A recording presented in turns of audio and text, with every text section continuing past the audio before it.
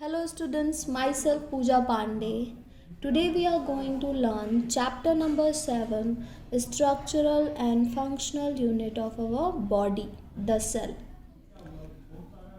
So students, in this chapter we will study about cell, okay? Why cell is a structural and functional unit of our body. Who discovered cell for the first time? We will study about different types of cell, structure of the cell, about plant cell and animal cell, and difference between plant cell and animal cell, and each and every part of the cell and its function. Okay, so our today's topic is the cell.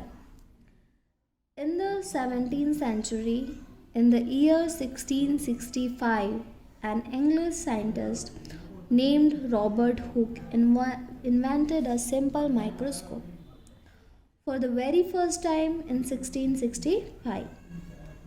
Simple microscope was invented by scientist Robert Hooke.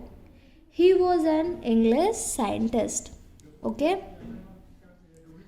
Students, Robert Hooke नाम के English scientist ने simple microscope का आविष्कार किया, invention किया, और सबसे पहली बार उन्होंने उस माइक्रोस्कोप में जो देखा वो था एक Corky slice. Okay, Corky slice. He observed a thin slice of cork under microscope invented by him. He found sections like beehive. उन्होंने देखा मधुमक्खी का छत्ता.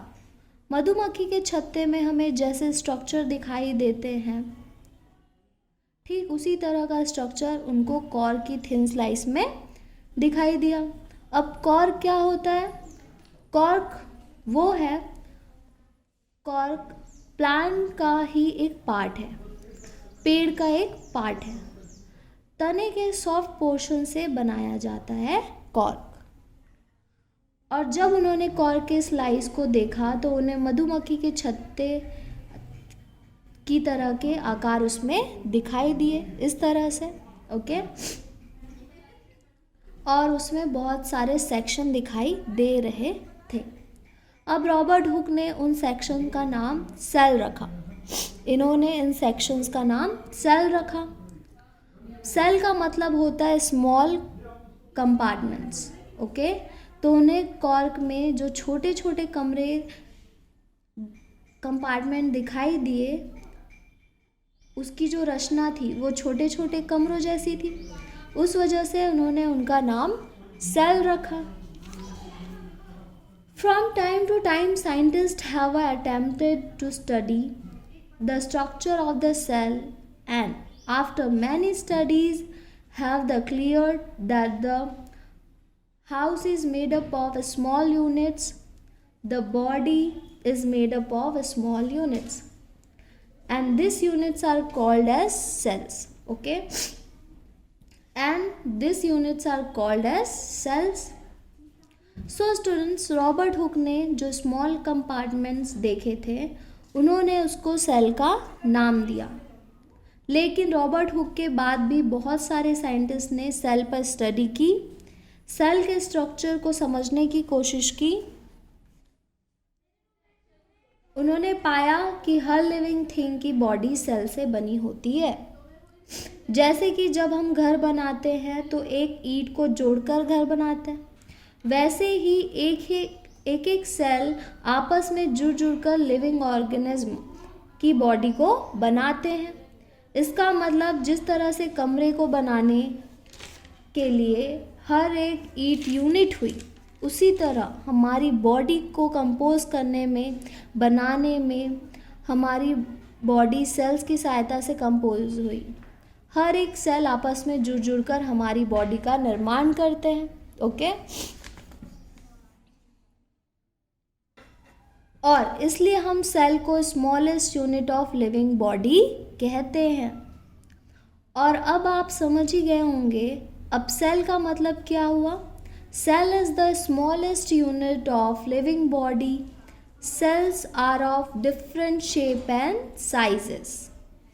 So students, first you look at this picture.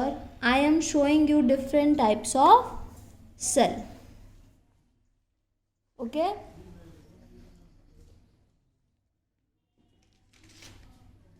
This is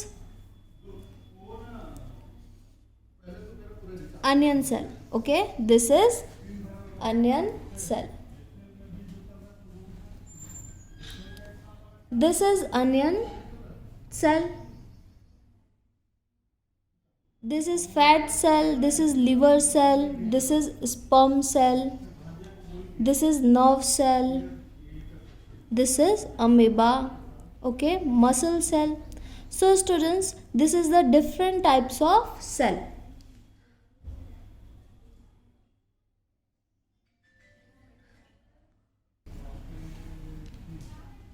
तो students आपने देखा कि ये सभी सेल्स हैं, पर सेल्स के डिफरेंट शेप और साइज़ होता है, तो इसलिए हम कह सकते हैं कि cells are different shape and sizes.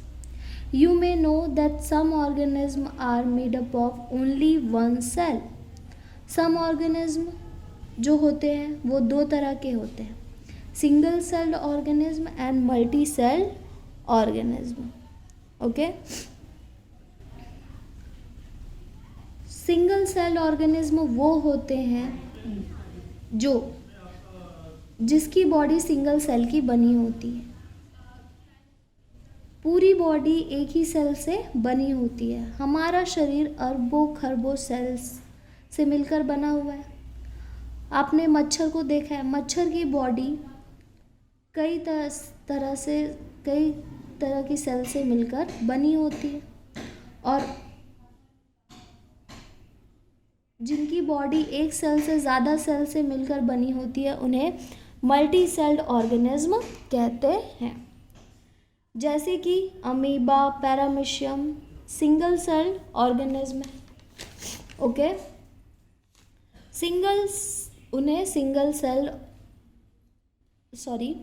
जो सिंगल सेल ऑर्गेनिज्म होते हैं, चूँकि उनकी बॉडी एक ही सेल से मिलकर बनी होती है, इसलिए nutrition, excretion, respiration and reproduction, ये जितनी भी प्रोसेस हैं जो कि लिविंग थिंग्स में होती है, वो सारी की सारी सिंगल सेल्ड एनिमल्स में एक ही सेल सारे कामों को करता है। Okay, processes like respiration, excretion, reproduction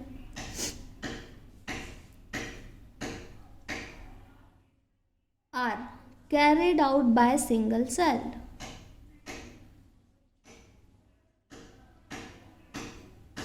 Function of respiration, excretion, reproduction is performed by a single cell. But in multicellular organism, to perform this,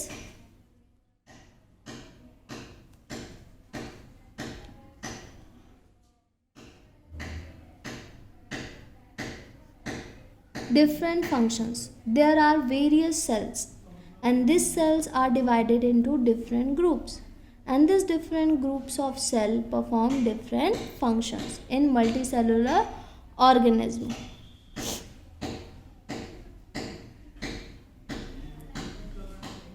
So it is clear that cell gives the structure to living body and performs the function of the body.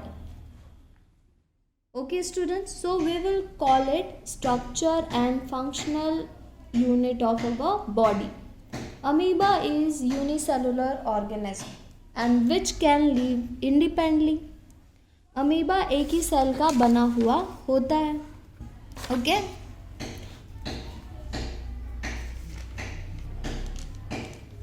और उसके body के सारे functions within a cell होते हैं, और वो एक ही cell के भरोसे अपना इंडिपेंडेंटली लाइफ लीव कर सकता है।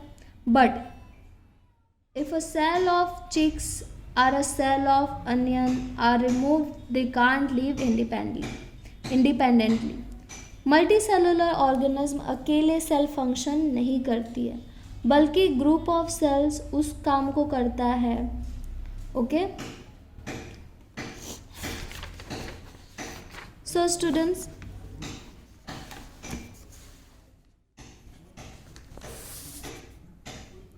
This is the picture of रियोलिफ।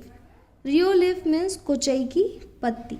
So students, अगर हम एक कुचई की पत्ती लेंगे और उसमें से सेल रिमूव करके माइक्रोस्कोप में देखेंगे तो वो कुछ इस तरह से दिखाई देगी। ओके, स्मॉलेस्ट स्ट्रक्चर, इस तरह से cell smallest structure, smallest unit, functional unit के डिफरेंट शेप और साइजेस के होते हैं।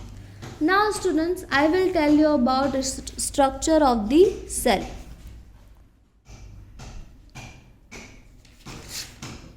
सो this is cell. Every cell has following parts. Outer cell membrane. So students, every cell has the following parts: outer cell membrane and protoplasm. So outer cell membrane, इस cell membrane के अंदर एक liquid भरा हुआ होता है। आपने eggs देखे होंगे, जब आप एग को तोड़ते हैं तो उसमें एक येलो पोर्शन देखते हैं और एक चिपचिपा पदार्थ लिक्विड दिखाई देता है। वो जो लिक्विड वाला पार्ट होता है, एग अपने आप में पूरी सेल है। लिक्विड पोर्शन प्रोटोप्लाज्म में है और येलो पोर्शन उसका न्यूक्लियस है। ओके, सो स्टूडेंट्स, आपने एग देखा ही होगा, उसके अंदर एक येलो पोर्शन होता है और एक लिक्विड। तो उस येलो पोर्शन को हम न्यूक्लियस कह सकते हैं और वो जो चिपचिपा पदार्थ है उसे हम प्रोटोप्लाज्म कहते हैं। अगर हम सेल को देखें तो सेल को हम दो पार्ट्स में डिवाइड कर सकते हैं। एक तो सेल मेम्ब्रेन, जिसके कारण सेल की बाउंड्री बनती है और इसी बाउंड्री के अंदर, इसी मार्जिन के अंदर सेल की सारी चीज़ें सेल के अंदर रह जाती हैं। अगर मार्जिन टूट जाए तो सेल के अंदर रहने वाला लिक्विड, न्यूक्लियस सब बाहर आ जाएगा। इसलिए सेल मेम्ब्रेन जो है वो एक आउटर बाउंड्री के जैसा काम करती है। इसलिए सबसे पहले सेल को हम दो भागों में देखेंगे। फर्स्ट आउटर सेल मेम्ब्रेन, इसे प्रोटोप्लाज्मी कहते हैं। मेम्ब्रेन का मतलब होता है झिल्ली। ओके, मेम्ब्रेन का मतलब होता है झिल्ली। तो सबसे पहले हम प्लाज्मा मेम्ब्रेन के बारे में पढ़ेंगे, जो कि सेल की आउटर मेम्ब्रेन है। ओके, सो स्टूडेंट्स, हम आगे के टॉपिक्स नेक्स्ट वीडियो में पढ़ेंगे। आज के लिए इतना ही। Thank you and thank you for listening.